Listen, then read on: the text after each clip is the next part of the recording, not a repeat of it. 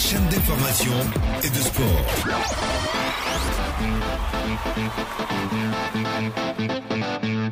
Le sport véhicule un esprit qui devrait servir à la société. L'esprit de fair play, de reconnaissance, du respect de l'autre.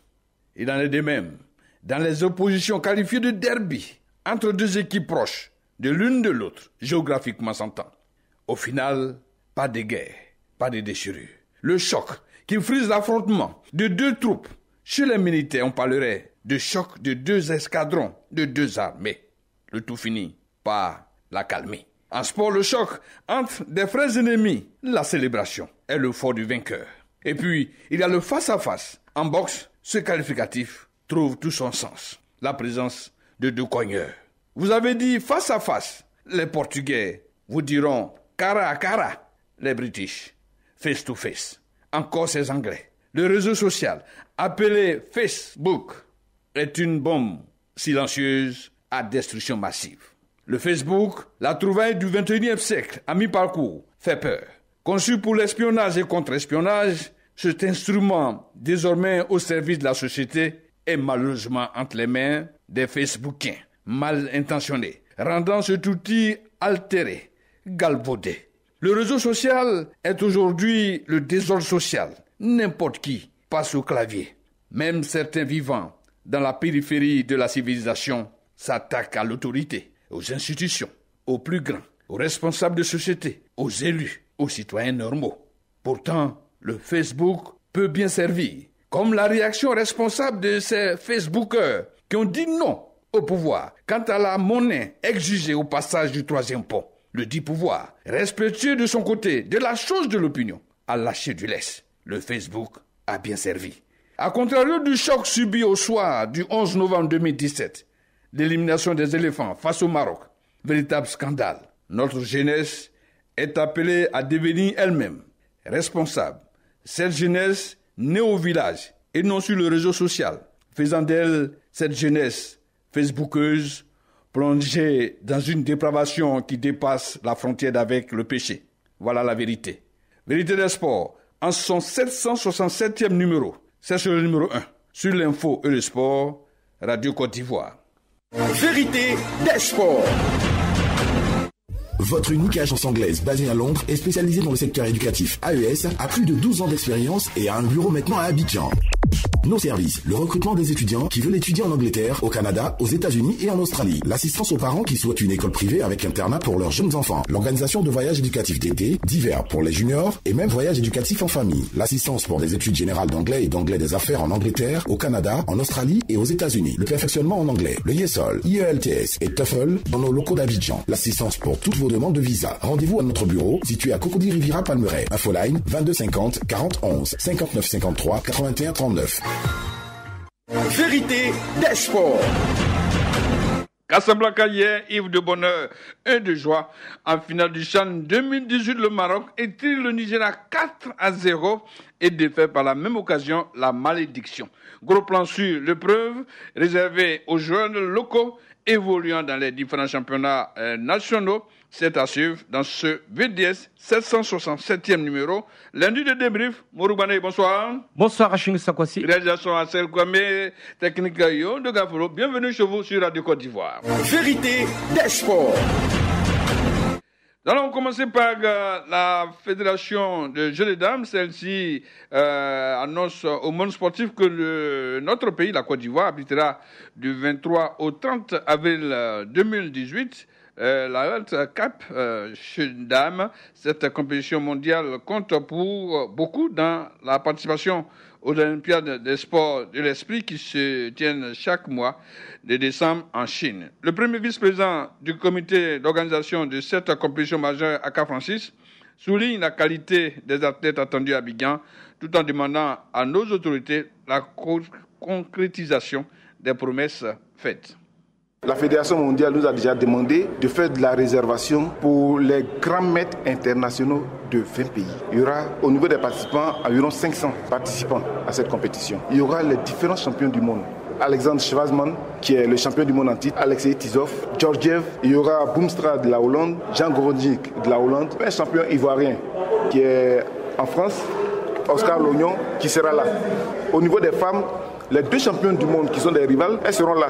Les autorités prennent l'événement à bras le corps. Donc ce que nous souhaitons, c'est que ces assurances-là se transforment en action. J'ai fait un clin d'œil à notre président de la République. C'est le champion de l'organisation actuellement. Il a organisé le 8e jeu de la francophonie. Il a organisé le sommet Union européenne, Union africaine, qui nous aide. Nous allons réussir. Au niveau des sports de l'esprit, l'osmose est totale. Le président de l'association des professionnels de jeux d'échecs, Mossou Guy Serge, trouve que c'est une opportunité pour nos talents de s'exprimer sans trop de contraintes. Le jeu d'échecs et le jeu des dames sont des jeux qui ont beaucoup de similitudes. Je ne pouvais pas être en marge de cet événement, surtout que c'est un grand événement d'un jeu de l'esprit. Alors j'ai apporté mon soutien à Basile pour tout ce qu'il fait pour la jeunesse ivoirienne en particulier et pour la jeunesse africaine en général. Accueillir un tel événement en Côte d'Ivoire donne beaucoup d'opportunités à nos jeunes athlètes qui sont talentueux, qui ont besoin d'exprimer leur talent, mais malheureusement pour des contraintes financières ou bien au niveau administratif pour aller vendre leur talent ailleurs, voilà l'opportunité qu'on leur donne et exprimer leur talent ici. Pour le président de la Fédération ivoirienne de jeux de dames, Goué Bi Basile, la bataille pour l'obtention de cette compétition inédite en Afrique ne fut pas facile. Cependant, il a foi que la Côte d'Ivoire fera belle figure avec son porte-drapeau Artsé Joël. C'est la première fois que vous me donnez l'occasion de vous dévoiler le combat qui a été mené en Estonie pour pouvoir décrocher cette compétition qui vient résoudre ce problème de nombreux déplacements des Africains qui sont périlleux, difficiles. On rapproche une compétition majeure des joueurs africains, c'est un gain. Une compétition 5 étoiles, une compétition majeure, ça dit qu'on ne peut pas rêver mieux dans la discipline. Les critères des prix qui accompagnent les athlètes qui viennent, le cadre dans lequel se déroule, le nombre d'athlètes qui participent. Au dernier championnat, on était 84 nations, où la Côte d'Ivoire s'est hissée à la 6e place, à la personne d'Artsé Joël qui n'est plus à présenter. Et je pense que ça, c'est une chance. Bandé, c'est vraiment une chance. Quoi qu'on dise, les grands rassemblements ne sont pas uniquement au niveau du taekwondo, du football. On a parlé des Jeux de la francophonie, mais la World Cup de Jeux de dames, c'est pratiquement le mondial de cette discipline. Et si la Côte d'Ivoire l'abrite, je crois que c'est une opportunité aussi de rassemblement, de montrer dans d'autres angles que la Côte d'Ivoire est vraiment de retour sur la scène internationale. Effectivement, je dirais que le jeu de dames, les Ivoiriens pratiquent ce jeu à tout bout de champ. Vous avez souvent c'est des retraités, souvent aussi c'est des personnes oisives qui le font, mais de plus en plus une fédération s'est mise en place, elle a commencé à développer ce jeu et c'est tout à l'honneur de cette fédération de faire évoluer ou bien de faire le mondial des jeux de dames en Côte d'Ivoire. Cela prouve un tant soit peu que la Côte d'Ivoire is back.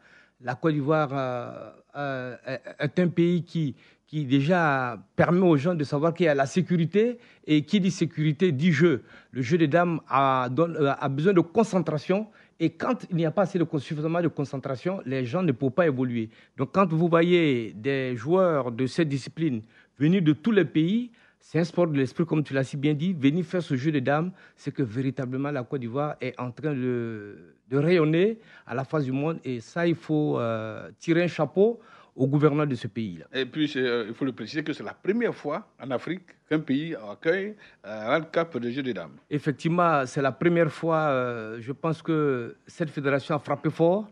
Et cette fédération, je crois que les dirigeants vont lui devoir beaucoup, parce que n'organise pas ce jeu de dames au niveau mondial. Qui veut? C'est la Côte d'Ivoire qui est, disons, la pionnière.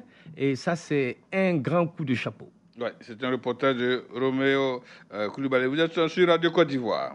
Vérité des sports. Au niveau du Vovinam Académie Côte d'Ivoire, on a procédé à la rentrée des classes ce week-end passé. La cérémonie a eu pour cadre l'Institut des arts appliqués de Benjerville. Démonstration, mouvement d'ensemble consigne pour la nouvelle saison au maître de salle, au Vosi. Ont été les temps forts de cette rencontre. Maître Ali Gagniclo, premier responsable du Wobinam Viet Vodao en Côte d'Ivoire, fait des précisions sur la création de l'académie. À redresser parce qu'il y a quelques perturbations au niveau de la pratique du Vovinam en Côte d'Ivoire, et en tant que premier responsable, j'ai décidé de prendre les choses en main et de réorienter cette discipline par rapport à la mission que notre grand maître, Maître Mi, m'a confiée. Et donc, dépouiller le système de tout ce qui va entraver le fonctionnement normal et puis créer une nouvelle génération de pratiquants de Vovinam Viet Vo Dao avec un esprit sain dans un corps sain. Maître Ali Ganiklo a aussi levé un coin de voile sur le contenu du programme d'activité annuel. En mettant en place le VACI, le Vovinam Academy, la notion formation est un élément fondamental pour nous. Et donc, la base du programme que nous avons établi va se ressentir au niveau de la formation. Prendre en main la jeunesse, leur inculquer une éducation au niveau disciplinaire, au niveau martial. Et puis, l'autre volet, c'est mettre en évidence la pratique des personnes d'un certain âge qui, généralement, pensent qu'elles ne peuvent plus pratiquer une discipline martiale. Nous allons essayer de démontrer le contraire. C'est pour cela que nous avons un club VIP à l'INSA qui est progressivement en train de monter en nombre de pratiquants. Au thème de cette cérémonie, quelques apprenants et leurs parents se sont prononcés sur la cérémonie. Ngolik Michael, j'ai 11 ans, le club de l'INSAC. Je suis venu car c'est une bonne art, je permets de bien m'entraîner, bien m'échauffer pour ne pas avoir des maladies, des déchirures et pour être bien chaud à l'école. Je souhaite que le club gagne des médailles et que la Côte d'Ivoire soit le meilleur au Viet Vo Dao de l'Afrique et de l'intérieur. Keita Alia Kenza.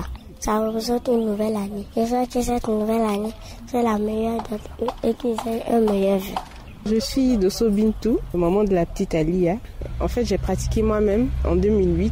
J'ai arrêté ces temps-ci, mais c'est un sport qui est complet. Et puis en plus, il y a l'enfant apprend self-défense. C'est vraiment important. C'est une fille, elle va apprendre à se défendre et puis bon, ça lui permet de rester en forme aussi. Je suis contente, je sais que ça va lui apporter déjà la confiance en elle-même et puis bon voilà, c'est du sport aussi, c'est bon pour sa santé, donc je pense que j'ai bien fait. Cette cérémonie a vu la participation de plusieurs maîtres d'autres disciplines martiales, dont Maître Seri, 4e dame de Chouchourio. Vérité des sports. Du tatami au sport au filet, le volleyball, c'est tout un pas. Volleyball, Assemblée générale, bilan de la zone 3. Après 2 années d'activité depuis son élection à la tête de la zone 3, comme président, l'Ivoirien Koné Sanga Issouf a fait un point samedi à ses pairs, membres de la dite zone. Un bilan qui, somme toute, a rencontré l'adhésion de tous, vu que, malgré le manque de moyens financiers, les activités en club et au niveau des nations se tiennent régulièrement. La réaction de quelques présidents de fédération a commencé par Paul Ochoou du Ghana. Les 2 années passées sont des années qui sont plus assurantes vis-à-vis de nos activités et puis ce qu'on a eu comme résultat. Pour la première fois, mon pays, par exemple, est qualifié pour la Coupe du Monde. On était 9e en Afrique. Maintenant, football qui est le cœur de notre pays est 8e. Donc, vis-à-vis de nos activités, je pense qu'on travaille bien dans mon pays et en large la zone. Issouf Badr, président de la Fédération du Niger, vice-président de la Confédération africaine. C'est vrai que vu les conditions financières, depuis l'arrivée du nouveau bureau de la zone, ça a été très difficile pour débuter parce que vous savez, les gens avaient une certaine habitude qu'on avait dans l'esprit et quand on se retrouve à une nouvelle situation, il est toujours très difficile de s'adapter. Mais Dieu merci, avec le temps, je pense que la roue a commencé à tourner, la machine est en marche et les activités se tiennent régulièrement. Et je pense que c'est dans ce cadre que nous allons aussi continuer à travailler pour amener les gens, malgré le manque de moyens, à participer aux différentes compétitions de la zone. Pour le président Koné Sanga, l'Ivoirien, il faut redoubler d'efforts. Notre plus grand concurrent, c'était Phoenix. On a battu Phoenix, donc on espère que le reste du championnat, ça sera un peu facile pour nous. En tout cas, on a l'objectif d'atteindre le carré d'as et on va y arriver. Bon, le match n'a pas été facile. C'était palpitant, c'était intéressant, mais il y a eu des écueils, des difficultés. Je pense qu'on a compris certaines choses. Il y a des choses à ajuster pour ces 2 dernières années de notre mandat. Il faut travailler de sorte à mobiliser le maximum de clubs, de pays, de fédérations autour des activités de la zone. Il faut aussi travailler pour élever le niveau de nos clubs, de nos équipes nationales. Je pense que c'est moyen, on peut mieux faire et on doit mieux faire. On quitte la salle de l'Assemblée pour venir à l'épreuve de filet, la compétition. Troisième journée du championnat senior hommes et dames. La compétition s'est disputée samedi au hall 1 du parc des sports de Treichville. Les ténors ont encore exprimé leur suprématie. La SEC Mimosa chez les dames a dominé CODESCA 3-7-0. Somme de Cocody a battu Phoenix 3-7-1. La capitaine Guessan Tekoura de Soun dit sa joie après la victoire. Notre plus grand concurrent, c'était Phoenix. On a battu Phoenix, donc on espère que le reste du championnat, ça sera un peu facile pour nous. En tout cas, on a l'objectif d'atteindre le carré d'as et on va y arriver. Bon, le match n'a pas été facile, parce que vous-même, vous voyez le score 3-7-1. Ça n'a pas été facile, mais bon, on a su tenir le coup et c'est ce qui est important. On a gagné. Autre résultat en homme, Phoenix a su classer Port-Boué 3-7-0. La SO en homme est président de cette troisième journée. C'était là à Est-Ferré chez les dames reportée. En basketball, cinquième journée nationale 1 et quatrième journée nationale 2 hommes et dames. En nationale 1 dames, FBA et ABC, victoire de ABC 66-50. Le CLSA vainqueur de NSOA 72-26 chez les hommes. Banque Haroun a eu raison. A eu raison de donc Haroun 63-51 quand Warriors bat Elite 3A 82-29. Vérité des sports. Maracana, à présent, le nouveau comité exécutif de la Fédération ivoirienne a été présenté ce week-end. Composé de 32 membres, ce nouveau comité comprend plusieurs commissions techniques qui ont pour mission, entre autres, le développement de la discipline à travers la formation des acteurs et des dirigeants aux règles de jeu, la recherche de fonds pour le financement des activités et surtout la défense au plan juridique des intérêts du Maracana. Le président Bleu Chalman sur les nouvelles missions. Le Maracana se positionne aujourd'hui comme une discipline émergente et pour l'être définitivement, il faut s'entourer de lieutenants, entre autres au niveau des commissions. Donc on est passé de 12 à 17 commissions pour permettre justement à tous ces lieutenants d'embrasser toute la Côte d'Ivoire parce qu'aujourd'hui, nous sommes la fédération modèle au niveau international. Quand ça ne va pas ici, donc le ton va baisser ailleurs et donc il est de bon aloi pour nous de toujours nous positionner dans le starting block pour permettre à cette discipline-là de mieux s'organiser tant ici qu'ailleurs. C'est ce qui explique cette montée en puissance au niveau des commissions techniques. Une ligue fédérale présidée désormais par Kone Ouma, anciennement secrétaire général, a été mise sur pied pour cette nouvelle aventure. Kone Ouma dit être prêt. Le challenge qui s'ouvre est beaucoup plus grand. Gérer tout ce qui est compétition au niveau fédéral est un challenge alléchant que je pense pouvoir réussir. Et les grands axes, c'est déjà de canaliser tout ce qui est extra-fédéral. C'est là-bas qu'il y a le plus gros challenge. Permettre à la Côte d'Ivoire de devenir un pays sportif. Que tous les cadres dans les entreprises, dans les institutions puissent pratiquer le Maracana. Ce sera mon premier chantier. Et pour ce qui concerne les activités fédérales, c'est d'améliorer l'existant. Parce qu'il y a beaucoup à faire là. Et surtout, je crois que les arbitres, les comités d'organisation, les infrastructures doivent venir s'entendre à ce qu'il y ait une nouvelle façon de voir les choses. Pour accélérer la création d'infrastructures sportives pour les Maracaniers, le président Alexandre Kwame a été désigné pour piloter l'opération Un Maracanier, un paquet de ciment. Il parle de sa méthode de travail. Dans un premier temps, il faut faire la sensibilisation. Il faut que ce projet soit présenté auprès des Maracaniers pour qu'ils comprennent que la pratique du jeu a des exigences. Et donc les amener, ne serait-ce qu'à donner le minimum un paquet de ciment. Pour que tous les clubs demandeurs, tous ceux-là même qui demandent à la fédération de les aider dans les infrastructures, on puisse leur apporter cette chaîne de solidarité. Parce qu'aujourd'hui, toi, tu peux donner, tu es à Corgo, je donne un paquet de ciment. Le paquet de ciment peut servir à construire un espace de jeu à Bengourou. C'est une chaîne de solidarité. On va aller auprès d'une banque pour recevoir tout ce que les Maracanais vont apporter. On peut nous faire un dépôt de 5 000 francs sur le compte. Que ce soit à Abidjan, que ce soit à l'intérieur du pays, que ce soit à l'étranger. C'est un compte qui sera ouvert. On va approcher les cimenteries pour effectivement négocier, pour avoir avec eux les facilités pour qu'on puisse soutenir les Maracaniers dans l'équipement des infrastructures qu'ils vont avoir. Signalons que le cabinet du président Bleu Chalman se mue en direction générale désormais. Vérité des sports.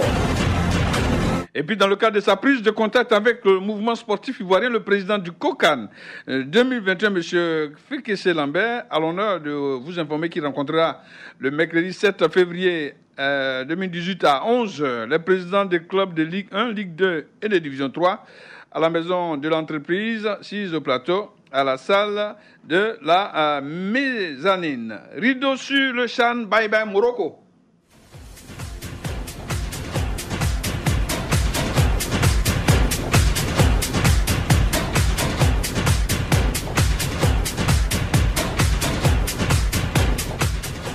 Dimanche soir à Casablanca, le Maroc a remporté le 5e championnat d'Afrique des Nations en battant largement le Nigeria. 4-0.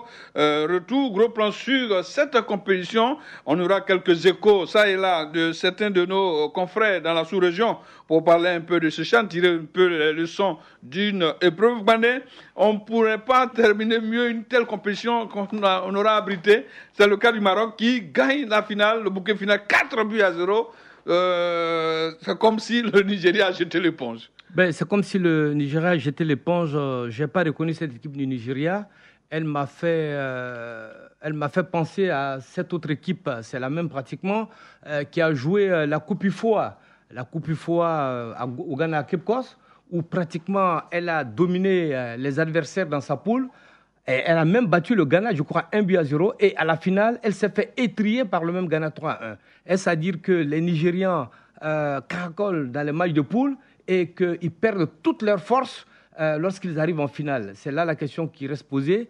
Hier, au niveau de Casablanca, ils ont eu aussi, je crois, à boire le calice jusqu'à la Ligue, 4-0. Ça, il fallait le faire sous une pluie battante. Ils ont perdu le nord du Nigeria face à ces Marocains. Et je pense que le Maroc a bien goupillé son affaire. C'est-à-dire ils ont commencé par un tonitruant 4-0 face à la Mauritanie et ils sont sortis de ce CHAN avec un autre 4-0 face au Nigeria. Ils ont bien mérité leur trophée, même si on peut décrire l'arbitrage. Parce que si on regarde un peu l'arbitrage, regardez un peu, c'est toujours le même arbitre qui vient pour officier les grandes rencontres du Maroc. Lorsque tu prends le WAC face à El Ali, c'est Papa Gassama Bakari, la Coupe de la Ligue, la finale du tournoi de la Ligue. WAC El Ali. Quand tu prends le Maroc face à la Côte d'Ivoire au Stade Fobani, c'est Papa Gassama Bakari. Quand tu prends la finale du CHAN, c'est Papa Gassama Bakari. Je me demande s'il n'y a pas d'autres arbitres aussi compétents pour officier ces grandes finales, ces grandes choses. Est-ce à dire qu'il a des accointances avec les Marocains, mais cela n'enlève rien, absolument rien, au mérite du Maroc. On va en parler tout au long. C'est un gros format réservé donc à ce CHAN. Bonsoir Lassana Samadogo depuis le Burkina. Bonsoir. Oui, bonsoir Racine Kwasi. Bonsoir Mohamed Lamine Ba depuis la Guinée-Conakry. Bonsoir. Lamine n'est pas en ligne. Samadogo, dites-nous un mot quand même sur cette finale. 4-0, véritable feu d'artifice sur les pauvres Nigérians. Que retenir de cette finale avant d'aller dans les détails après avec vous, puisqu'on va faire le tour, la prestation du Burkina, celle de la Côte d'Ivoire, les déceptions et bien d'autres. Mais un mot quand même sur le bouquet final, cette finale qui se solde par un écrasant 4-0 au profit du Maroc. Oui, Rachin, il faut le dire, hein, le Maroc mérite sa finale. Le Maroc mérite donc de gagner ce CHAN 2018. Ils se sont donné les moyens, déjà donc de bien organiser cette compétition et puis d'avoir une équipe compétitive surtout pour pouvoir rivaliser avec les autres du continent. Rach, est-ce que c'est surprenant? C'est vrai que j'écoutais tout à l'heure votre invité qui parlait de Gassama, mais au-delà de Gassama, regardez un peu, le WAC a été championne en Ligue des Champions. Les U20 à Abidjan au jour de la francophonie ont remporté la compétition devant la Côte d'Ivoire.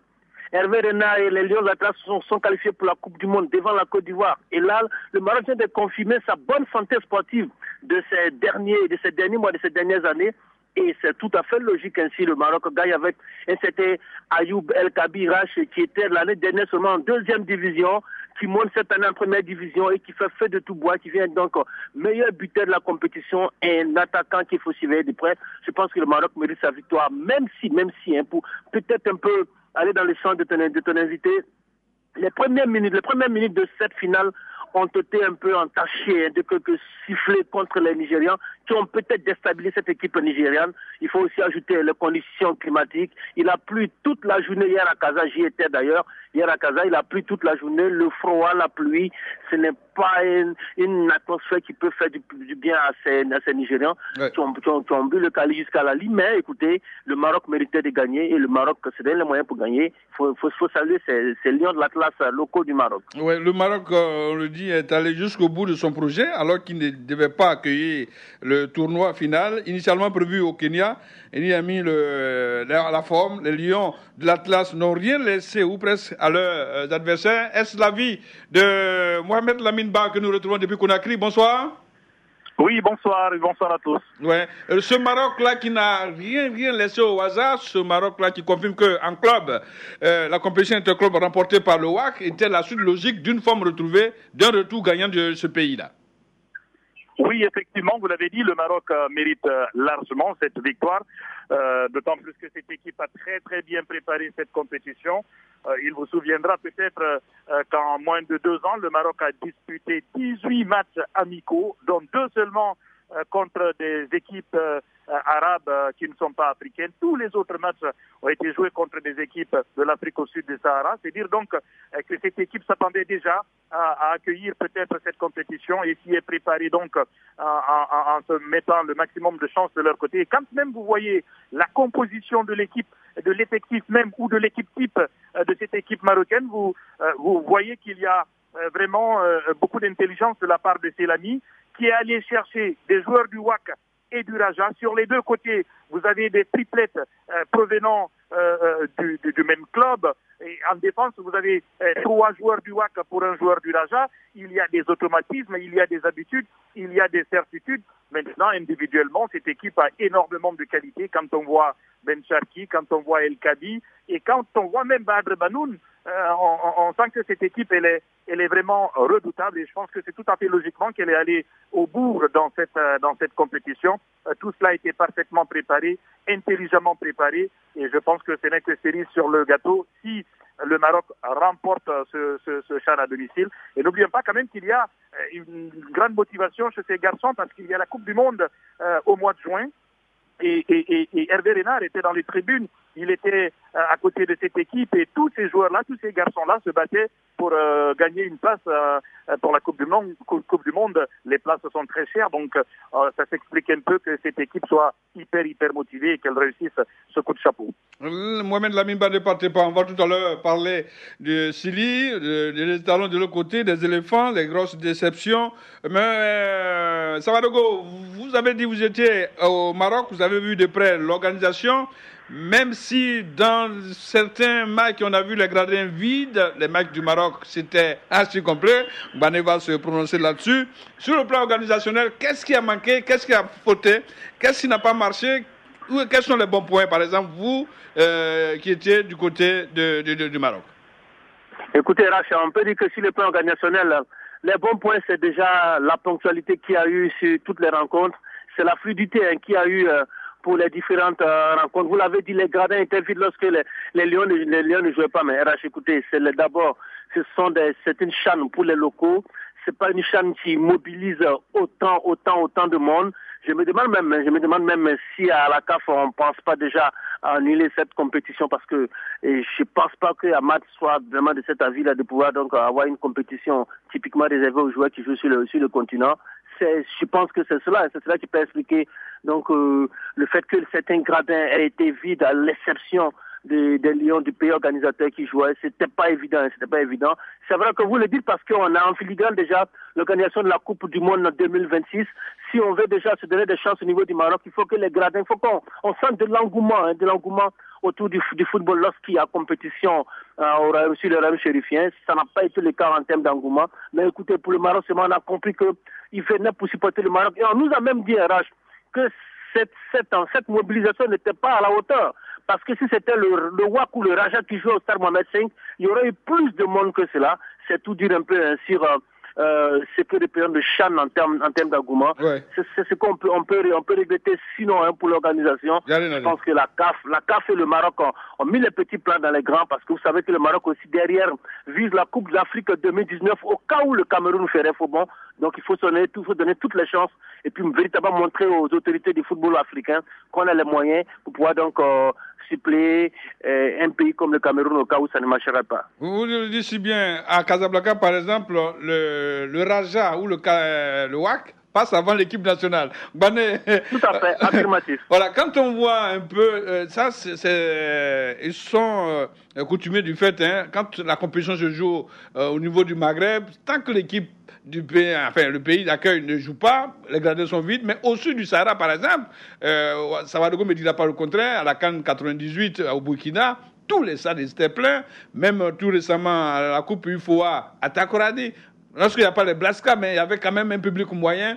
Alors, dire qu'on veut supprimer une telle compétition parce que le public ne vient pas, parce que leur équipe ne joue pas, je dis c'est un faux procès. Il faut faire quelque chose pour ramener tout ce public, parce que demain, la valeur professionnelle passe par le CHAN. Effectivement, ça passe par le CHAN. Il faut encourager ces locaux, parce qu'avec la CAN est, disons, la compétition qui vient pour l'exhibition des pros. Et les locaux n'ont même pas une compétition, sauf les compétitions interclubs. Donc le CHAN est véritablement, je dirais, un baromètre pour pouvoir jauger de la valeur de nos sportifs locaux, surtout les footballeurs.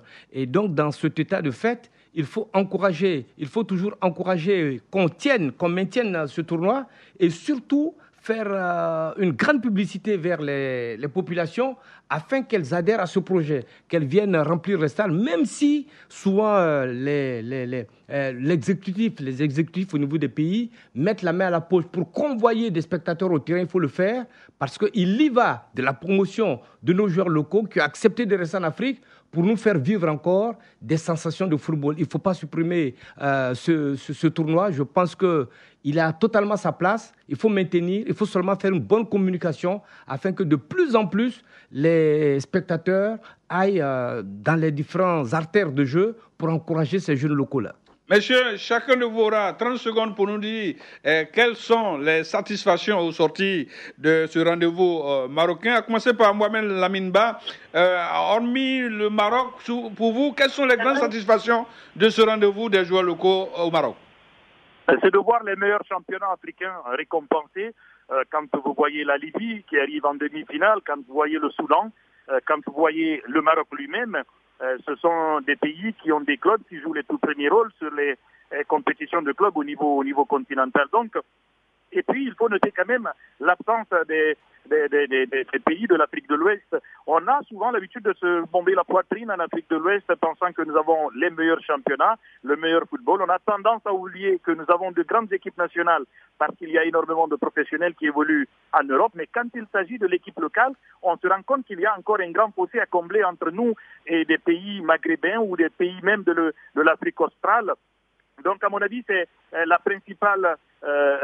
principal motif de satisfaction pour moi, le fait que les meilleurs championnats soient récompensés. Le fait de voir le Soudan, la Libye à ce stade de la compétition, c'est une très bonne chose. Maintenant, pour le public, je pense qu'il faut relativiser. Moi, il y a 2 ans, j'étais au Rwanda, on voyait que les stades étaient pleins, le public était là. Au Maroc, il y a cette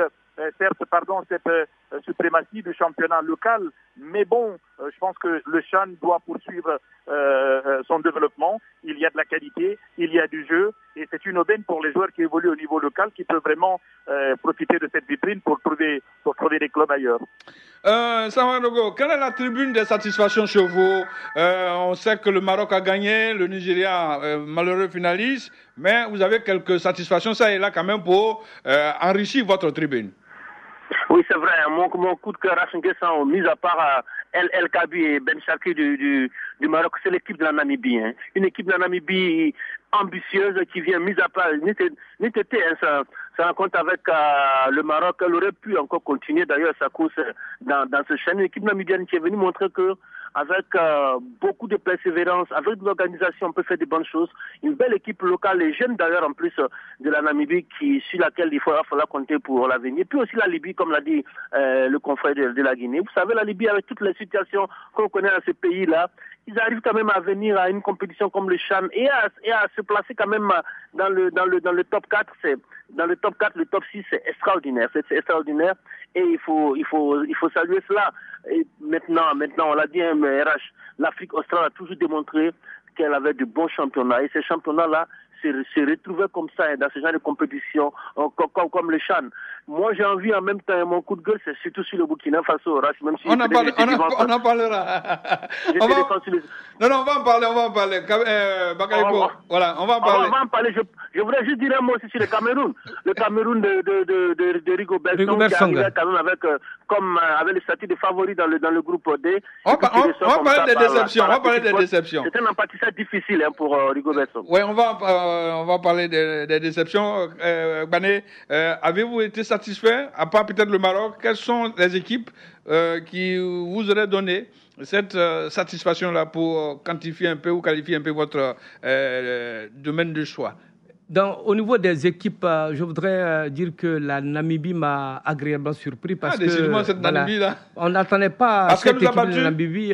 Disons qu'elle était considérée comme le cendrillon de la poule et les feux de rame n'étaient pas sur cette équipe et tout le monde pensait que la Namibie allait prendre des raclées et la Namibie a fait fort en battant la Côte d'Ivoire et pour eux, c'était comme remporter le trophée continental tellement ils étaient joyeux de battre l'équipe du pays de Drogba. Au-delà de la Namibie, il faut dire aussi qu'il y a Zambie qui a fait très très fort, qui est arrivé même au deuxième tour. Cela prouve que les joueurs qui restent dans leurs différents pays et qui animent leur championnat ne sont pas des moins que rien. Ils arrivent à donner et à procurer de la joie à leurs différentes populations. Cela ne m'étonne guère parce que la Zambie possède aussi de très grandes équipes qui jouent les coupes interclubs. Nous avons Zesco, Cana Red Devils et bien d'autres clubs qui animent le championnat zambien. Et donc, ce sont des équipes qui nous ont beaucoup surpris. Au-delà même de ces deux équipes de l'Afrique australe, je me dirige aussi vers les chevaliers de la Méditerranée. C'est Libyens qui ont remporté le CHAN en 2014 en Afrique du Sud. Et, qui n'ont pas de championnat. Qui n'ont pas de championnat. Qui ne s'entraînent même pas dans un pays, qui sont en Tunisie, au Maroc, et qui se font des matchs amicaux, et qui arrivent à surprendre les uns les autres. J'avoue que vraiment, il faut avoir le cœur bien accroché dans la poitrine pour pouvoir réaliser des performances comme les Libyens. D'accord. On va parler maintenant de déception. Mohamed Lamimba, du côté de Conakry, certainement, vous avez fait fort parce que vous limogez même un entraîneur Lapé Bangoura depuis le Maroc. Pour vous, la déception, c'est aussi le Syrie national. Et vous avez déjà parlé de ces pays qui pensaient qu'ils avaient le meilleur championnat, dont la Guinée, dont la Côte d'Ivoire, dont le Burkina Faso. Mais au marché des valeurs locales, ces équipes-là ont piqué du nez. Pour vous, quelles sont les déceptions, en prenant peut-être le cas du Syrie national? Ah oui, d'abord le Syrie national, vous l'avez dit, une décevante équipe du Syrie qui pourtant au Rwanda, il y a 2 ans, avait terminé 4e. C'est dire donc les espoirs qui étaient placés en cette équipe de Guinée. Mais malheureusement, il faut le dire, les observateurs, les médias, les supporters pointent un doigt accusateur dans un premier temps sur le sélectionneur qui n'aurait pas fait la meilleure sélection possible. Puisque tenez-vous bien, la plupart des garçons qui étaient dans cette équipe de Syrie sont des remplaçants dans leur club. Aussi surprenant que cela puisse paraître, les joueurs du Oria de Conakry qui ne sont que des remplaçants parce qu'il y a beaucoup d'étrangers. C'est un club qui a les moyens d'aller chercher des Ivoiriens, des Nigérians, des Burkinabés. Et au Hatia, c'est pareil. Donc, le coach Lapé s'est obstiné justement à aller chercher des remplaçants dans ces grands clubs-là qui manquaient de temps de jeu, qui manquaient de rythme. Et cela s'est vérifié dans cette compétition. Autre doigt accusateur pointé cette fois-ci sur la Fédération guinéenne de football, parce que depuis quelques temps, depuis la campagne mauvaise de Syrie A pendant les éliminatoires de la Coupe du Monde Russie de 2018, beaucoup avaient demandé la tête de Kanfouri Lapé Bangoura. À l'époque, il avait été soutenu par le président de la Fédération guinéenne de football. Donc, beaucoup lui imputent la responsabilité de cette élimination donc de Syrie locale au CHAN au Rwanda. Après, le coach, lui, se défend il n'a peut-être pas eu suffisamment de temps pour préparer cette équipe. Maintenant, ce qui reste clair, c'est que c'est une très très grosse déception pour le Syli national de Guinée qui descend de son piédestal. Autre déception, c'est la Côte d'Ivoire, votre pays qui malheureusement n'aura pas réussi à réitérer en tout cas le parcours qu'il a eu lors du dernier CHAN au Rwanda. Il y a également peut-être le Cameroun qui a également dessus.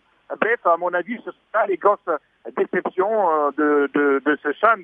Et quelqu'un le disait tout à l'heure, il faut vraiment lever le chapeau pour cette surprenante équipe namibienne. Le coach nous l'a dit, puisque j'étais au Maroc pour ce CHAN, le coach nous l'a dit, il n'y a pas de championnat en Namibie depuis quelques mois. On n'arrive pas à comprendre comment des équipes comme ça, quelqu'un parlait tout à l'heure de la Libye, des équipes comme ça réussissent vraiment à faire bonne figure. Peut-être qu'il y a, au-delà du talent, au-delà du temps de jeu, l'esprit patriotique, le cœur et l'envie d'aller chercher quelque chose. Peut-être qu'il y a conduit ces équipes-là à se sublimer. Ok. Lassana Samadogo, on a vu le Burkina sombrer, les étalons qui ne parlaient pas le même langage que ce vieux Briska qui est saboteur. L'analyse d'un reporter qui était présent au CHAN, les étalons ont dessus plus d'un. Votre analyse, votre regard sur les grosses déceptions dont les étalons? Écoutez, RH, moi je pense que c'était un peu sentiment de gens lorsqu'on partait déjà à ce CHAN, parce que vous l'avez dit, le vieux Briska saboteur, fidèle à sa philosophie de prendre tout le monde à contre-pied. Il a fait comme Mohamed Lamine Mangoura disait tout à l'heure du côté de la Guinée, de prendre des joueurs remplaçants dans le club pour les envoyer donc à une compétition aussi importante que le CHAN. Malgré le fait qu'on ait joué 15 journées de championnat, qu'il y ait des joueurs qui se soient révélés, Saboteur a mis tout cela de côté et il est allé avec ces joueurs qui ont, certes, l'ont aidé à se qualifier, mais n'étaient plus dans les plans des différents clubs ici au Burkina Faso. Et du coup, au résultat, on se retrouve au Maroc avec des joueurs véritablement pas du tout en forme. Pas du tout en forme, ça, il faut le dire. Et un Saboteur, après 75 ans, qui refuse encore de lâcher du lest, il continue de s'accouter sur des positions qui n'arrangent pas particulièrement personne. C'est la grosse déception ici parce qu'on partait à ce CHAN avec beaucoup d'espoir. Surtout si on s'était pris avec les joueurs qui méritaient donc de composer cette équipe-là. Quand on prend le parallèle avec cette équipe du Maroc, cette complémentarité qu'il y a eu entre certains joueurs, on aurait pu faire pareil ici au Burkina Faso. Saboteur n'a pas voulu l'entendre de cette oreille. Aujourd'hui, je pense que la déception est certes globale au niveau du Burkina, mais aussi elle est surtout imputable à l'entraîneur de cette équipe, et surtout à la fédération qui a aussi essayé de faire les sous lorsque Saboteur allait un peu à contresens par rapport à ce que l'opinion pensait de cette équipe locale des étalons. C'est la grosse déception. Ici, on ne s'attendait pas à une sortie prématurée comme ça des étalons. Et puis aussi, je le disais tout à l'heure, la grosse déception vient des Lions indomptables à prime du Cameroun, de Rigobert Song. C'est un bon apprentissage pour lui qui était il n'y a pas encore longtemps sur le terrain. Et d'ailleurs, qui a lutté contre la mort pour revenir donc à ce niveau-là. Moi, je pense qu'on lui laissera aussi le temps de continuer. Rigobert a créé lui-même sa sensation parce que tout le monde était heureux de le retrouver. Mais en revenant un peu aux étalons, Saboteur, oui. Lassana, a-t-il saboté son propre CHAN? Oui, on peut le dire ainsi. On peut le dire un peu là. Il a saboté sa propre compétition parce que il a eu tous les moyens pour se préparer Rach. Il a eu les stages qu'il fallait, il a fait les matchs amicaux et au Maroc et en Tunisie. Il a eu tout ce qu'il voulait pour se préparer. Et là, le résultat qui est là n'a rien à voir avec les moyens qu'il a pu donc engranger pour se préparer. Voilà pourquoi on dit qu'ici, la montée en coucher d'une souris et Saboteur doit se rendre à l'évidence que son temps, comme on dit à Abidjan, son temps est passé, il faut passer à autre chose. Il faut qu'il donc son disque est rayé. Il faut qu'il laisse la place à une jeune génération capable donc d'oser dans les choix des hommes et puis surtout dans les choix tactiques parce que Saboteur, vous le connaissez mieux que moi, Rach. Encore ces systèmes à 5 défenseurs, ça ne marche pas dans une compétition comme le CHAN où on a envie de gagner. D'accord, ne partez pas, vous aurez, vous et Lamine, les conclusions pour voir comment faire pour rendre cette compétition beaucoup plus attractive. On est dans la déception. À propos de la Côte d'Ivoire, c'est pour la première fois, selon moi, peut-être partager mon point de vue, que Camara a eu les meilleurs joueurs du championnat. Malheureusement, les intérêts étaient quelque part ailleurs. On voulait sauver le palais qui prenait feu. On a, au détriment de tout, laissé cette équipe-là à la rue. On ne peut pas gagner le CHAN en étant à Benjerville en jouant entre deux matchs contre l'entente sportive de Benjerville ou bien Sigi Lolo, le WAC. Vraiment, la fédération a tout simplement mis de côté cette équipe nationale. Pourtant, Camara, pour une fois, je dis, avait les joueurs pour. Effectivement, Camara, le pauvre Camara, il avait les joueurs pour, mais la réalité, c'est que Camara avait, par exemple, pour abonder dans le même sens que toi, Camara avait un joueur comme Togimel, qui est le meilleur buteur du championnat de Côte d'Ivoire, avec 10 buts au terme des 13 premières journées. Il avait aussi le jeune frère de Gervino, Yao Kwame Alphonse Foncino, qui avait près de 7 buts. C'est les meilleurs fusils du championnat. Mais bizarrement, ils sont tous arrivés au CHAN. Ils n'ont même pas marqué un seul but. Mais bizarrement, ils sont arrivés au CHAN sans se connaître. Sans se connaître. Et quelqu'un disait, je ne sais pas, c'est Lamine qui disait tout à l'heure, la Libye fonctionne parce que l'équipe nationale est devenue comme un club. Chaque jour, ils s'entraînent ensemble. Ils se connaissent. Ils se connaissent pratiquement. Ici, entre deux matchs de championnat, on avait des regroupements des joueurs au Stade Fobagny ou bien ça nous coûtait quoi d'arrêter le championnat pour permettre à cette équipe-là de se préparer sur le Non, la fédération avait une autre ambition. Il fallait à tout prix boucler les 13 premières journées du championnat pour dire que bon, on a fini les 13 premiers, on peut se donner maintenant à la préparation du CHAN. Or, le temps imparti à cette préparation était très, très insuffisante. Donc, Camara va avec des joueurs... le nombre de matchs amicaux livrés par le Maroc? Oui. Donc, le Maroc même qui ne s'attendait pas au CHAN, mais il faut dire que les services secrets du Maroc, au niveau politique, travaillent en symbiose avec le football. Depuis longtemps, ils ont su que, avec les événements politiques au Kenya, entre Raila Odinga et Uhuru Kenyatta, n'allaient pas permettre à ce pays de pouvoir organiser le CHAN. Ils ont anticipé. Ils ont commencé à se préparer à l'ombre. Et certains pensent que c'est du hasard. Ce n'est pas du hasard, hein. Ça a été une symbiose de travail entre les services secrets. Je parie que si cette équipe de Camara se met à travailler, comme le font aujourd'hui les Libyens ou les Namibiens, cette équipe-là, dans 2 ans, vous donnerait satisfaction. Effectivement, mais cela, je doute fort bien parce que ces jeunes, beaucoup de risques de prendre la direction de l'Europe. Ok, on va terminer, messieurs, sur les propositions, à commencer par Mohamed Lamine Ba. Que faut-il faire pour rendre un peu plus étoffé, pour rendre beaucoup plus attrayante cette compétition réservée aux joueurs locaux, le CHAN? Lamine? Savadogo, est-il là? Oui, je suis là. Voilà. Oui, je suis là. Que faut-il faire pour donner plus d'allant à cette compétition réservée aux joueurs qui évoluent dans les différents championnats nationaux, pour que ce CHAN soit beaucoup plus attrayant, beaucoup plus ouvert au talent, à l'imagination, surtout les Africains qui n'ont pas besoin d'aller à l'école du football, mais qui en inventent. Que faut-il faire? Vous qui avez de près assisté à cette compétition, en côtoyant aussi l'autorité confédérale, il y a quelque chose à voir, proposition concrète pour que le CHAN devienne un peu une épreuve dimensionnelle sur le continent. Oui, Rach, tout à fait. Je vais partir par une polémique qui a eu lieu du côté du Maroc lors de ce CHAN-là. C'est le joueur soudanais. Il y avait une réserve qui a été posée d'ailleurs par les Guinéens, soit dit parce que le joueur soudanais avait signé donc du côté de Al-Ali en Libye et que donc il devait pas jouer. Il y a eu cette polémique-là qui a d'ailleurs fait croire aux Guinéens qu'ils pouvaient se qualifier et que donc le Soudan pouvait donc éliminer de ce CHAN-là au premier tour. C'est déjà pour dire que pour que le CHAN prenne une autre dimension, il faut qu'on ouvre le CHAN aux autres joueurs du continent africain. On peut directement laisser dans l'espace géographique africain, mais qu'on ne le ferme pas seulement au pays, donc au championnat du pays.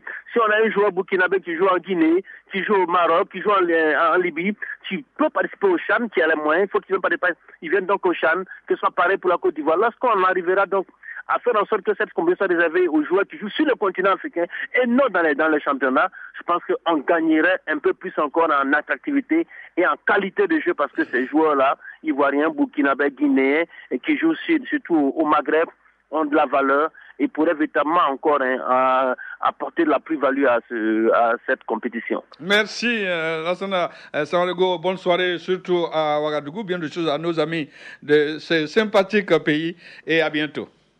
À bientôt. Lamine, on vous retrouve en 1 minute. Quelle proposition pour donner du coffre à cette épreuve appelée le CHAN, réservée aux joueurs évoluant dans leurs différents championnats au pays? Pour commencer, il faut dire que je ne suis pas d'accord avec Savadogo. Je pense que cette compétition doit être réservée exclusivement aux footballeurs qui évoluent sur le plan national, sur le plan local, parce que si vous ouvrez la compétition à tous les Africains qui jouent partout sur le continent, vous pouvez vous retrouver avec une équipe ivoirienne ou une équipe guinéenne, par exemple, dont la moitié des joueurs vont venir de l'Afrique du Nord. L'objectif, si je ne me trompe pas, de la CAF en instaurant cette compétition, c'était de permettre de fixer justement ces joueurs-là dans les championnats nationaux, histoire de relever un peu le niveau de ces championnats, histoire peut-être de mettre un fin à l'exode que l'on a constaté de l'Afrique au sud du Sahara vers le nord et vers même l'Europe. Donc en ouvrant cette compétition à tous les joueurs, ce serait un peu aller à l'encontre de cet esprit-là qui voulait qu'on donne la chance aux joueurs de se fixer et de se fixer dans les différents pays en ayant l'espoir, s'ils sont performants, d'être appelés en équipe nationale, de compétir dans une compétition continentale comme le CHAN. Maintenant, moi je pense qu'il faut rester patient avec le CHAN. La CAN elle-même, elle a mis combien d'années à atteindre ce niveau? Aujourd'hui, le CHAN a une évolution fulgurante à mon avis. Il y a de la qualité. Les sponsors commencent à venir. Il faut juste donner le temps à cette compétition, apporter beaucoup plus de visibilité, attirer beaucoup plus de sponsors, de partenaires, beaucoup plus d'argent donc dans cette compétition. Et cela, à mon avis, se fera naturellement. Et cette compétition-là, elle permet vraiment à des jeunes de se révéler et de sortir de l'ombre. Quand on parle aujourd'hui de El Kabi, n'oublions pas qu'il y a 2 ans, il évolue en 2e division du côté du Maroc. L'intelligence se signait à Tétouan, pas dans un grand club, pour ne pas brûler les étapes. Donc, il y a des possibilités. Et ce CHAN-là, il offre vraiment des possibilités à tous ces garçons-là de pouvoir vivre leurs rêves. Je pense qu'il faut rester patient avec la compétition. Cela se fera naturellement, pardon. Merci beaucoup, Mohamed Lamine Ba. Bien de choses, bonne soirée à Conakry. Et puis coucou à ce sympathique public de la Guinée-Conakry. Merci beaucoup et à bientôt. Merci, à bientôt sur la radio ivoirienne. Merci. Bané, quelle proposition pour... moi, j'ai un fait pour ce CHAN-là, mais il faut lui donner encore quelques armes pour lui donner des racines afin de permettre à ces joueurs nationaux-là de pouvoir s'exprimer. Il faut, j'estime quand même qu'il faut donner beaucoup de considération à cette compétition parce que, voyez vous-même en Côte d'Ivoire ici, ces jeunes-là qui partaient pour le CHAN, on ne savait même pas c'était quelle compétition. C'est-à-dire le CHAN n'a pas la même valeur, n'a pas une valeur aussi élevée comme la CAN. Il n'y a pas de publicité autour. C'est comme si on partait dans un voyage inconnu. Et puis bon, on ne fait pas suffisamment de publicité. Et là aussi, il faut dire qu'au niveau, par exemple, de notre pays, la Côte d'Ivoire, si nous voulons faire bonne figure dans le prochain CHAN, par exemple, il faut qu'on arrête un tant soit peu l'instabilité au niveau du choix des joueurs.